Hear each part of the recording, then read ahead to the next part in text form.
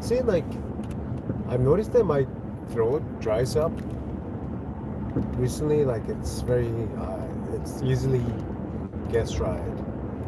So I have to drink a lot of water. Anyway, in this video, I want to talk about why early success is success. Early success is a curse. I think this is from one of our Chinese philosophers, philosophers, I must say. Don't know how to say his name in Chinese. Just know in Korean. But today I just got a message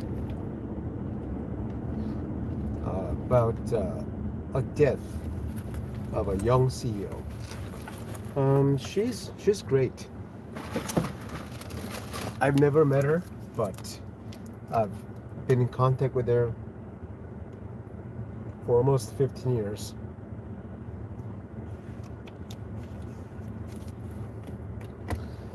She's very nice person, because I guess you can say I was one of those online pen pals, right? Pen pals, which means never met in person, but you know, still writing and talking to each other, very sincerely. And I really spoke to her. There was a period of time 2 years ago when I talked to her, when I spent a lot of time talking to her, and she told me about her business and her cancer, and also her religious belief. Right? She's Christian, and I was actually not very. I was actually kind of mean to her because I wanted to, make sure my points were crossed. Because she said that she wanted to die like Steve Jobs, and she's a strong believer in Christianity. And I just ended up telling her, you know what? I don't think you're a Christian. I think you believe in your God is work. I mean, I try to say this like in the most polite manner, right? I didn't exactly phrase it this way, but at this point, I actually am glad that I, you know, try to convince her that she was not right about, handling this illness, and her belief that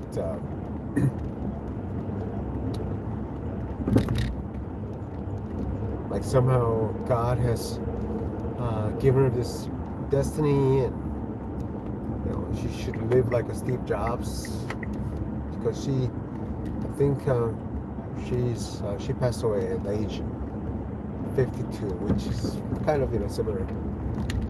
But anyway,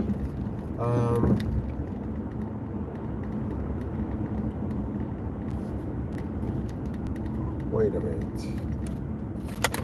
Got lost. Yeah, so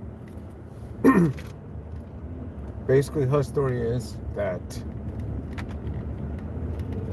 so she had a cancer. I'm not gonna say what kind of cancer, but she had a cancer, and she, like 5 years ago or something, like 4 years ago.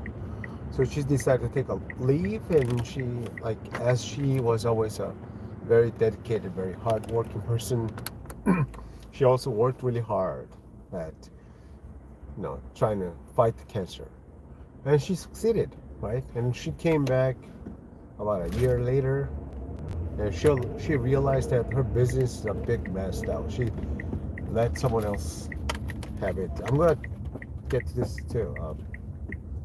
This actually relates to the point why early success is not necessarily the best thing. Yeah, so she's like, oh my God, what happened to my business? This is something that I've devoted my life to, right? I mean, although she was saying like Jesus matters the most, she cared for her religion, religious belief the most, to me sound like her true religion was her business, right?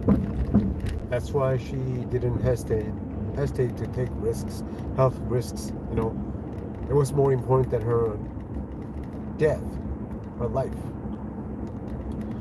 So by the time I was talking to her on the phone 2 years ago, she already kind of like gave up. You know what? She, yeah, was like, I don't even care anymore. I just hope my business, I'm just gonna continue to work, regardless of, this life or death situation, my health. I'm going to just make sure I'm going to do my best for my work, my business, and try to convince her. At one point, I was like yelling, almost like yelling at her. What are you doing? I don't think you're Christian. Right? I was like saying some mean things to her, and ever since, we just never. She never talked to me. I never talked to her. You know, this is what I think. This is why I think early success occurs. First, you don't, without a failure, you actually don't know how to stop. You don't know how to take a break. You don't know how to measure your limits and rest. And you somehow believe that your hard work is the only answer. In other words, if you work hard, there's nothing you cannot do, cannot accomplish. In reality, that's not true. There are a lot of things you cannot do. A lot of things you need a luck to succeed in, right? But people who have made big in their 20s and 30s, they somehow think that they'll say like, they have been helped by people and friends and blah, blah, blah.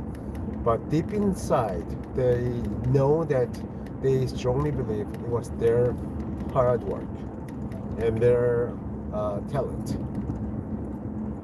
that made it possible. And so that's why they don't know when to stop. Secondly, success is kind of like a drug. It's very addictive. Your brain will get used to this reward system, just like a drug, just like smoking, drinking, um, like substance. Your hard work pays off by being rewarded, right? And at one point, you realize it's not as exciting anymore. It's not as fulfilling anymore. After you made a certain level of success, you need more and more. So a lot of some people end up like doing extreme sports because they need more excitement. They need more dopamine um, to be fulfilled, or I don't know how to say this in English, but yeah. So that's another thing. And lastly, this is I think the most important thing. I kind of mentioned this.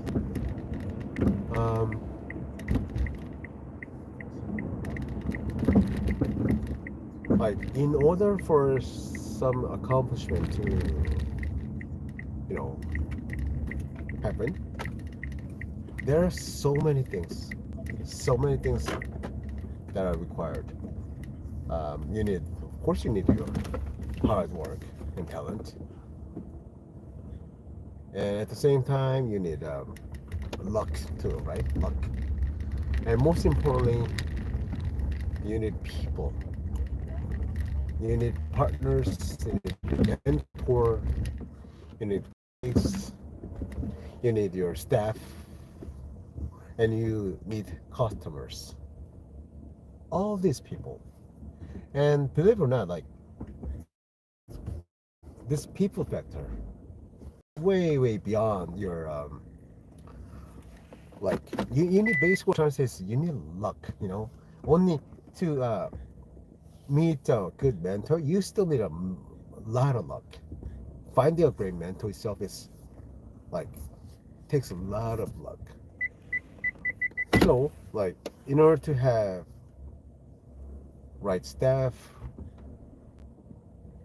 right supporters, right customers, right whatever, right?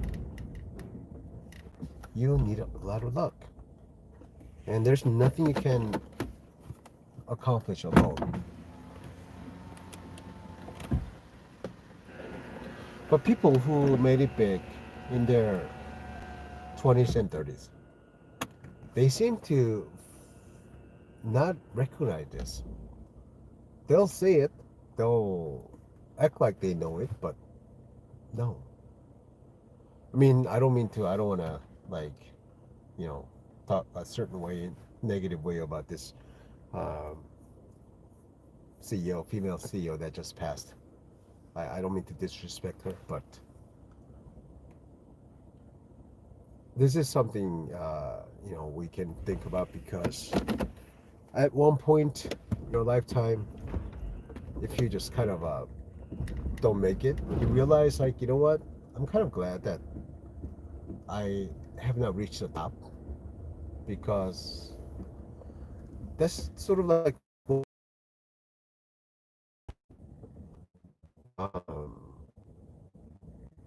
you know, if you're fully satisfied, then there's nothing really to strive for.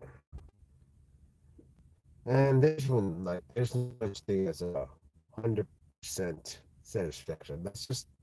That doesn't happen in real life. Think if you can get like 80 out of 100, that's practically a perfect for you, right? For anyone.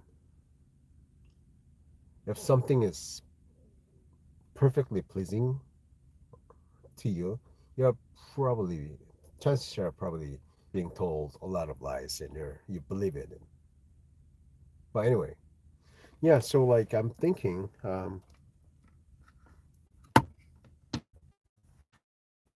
most people know how to sit back and just kind of look at and reassess the life and the work and realize what's more important, you know?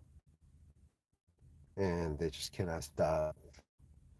They cannot control for uh, your life, you know? You don't want like yourself to be controlled by validation of society or accomplishments and all this external shit, right? Yeah. So I thought I would just share this and there's this one person listening. Thank you so much and thank you for listening. And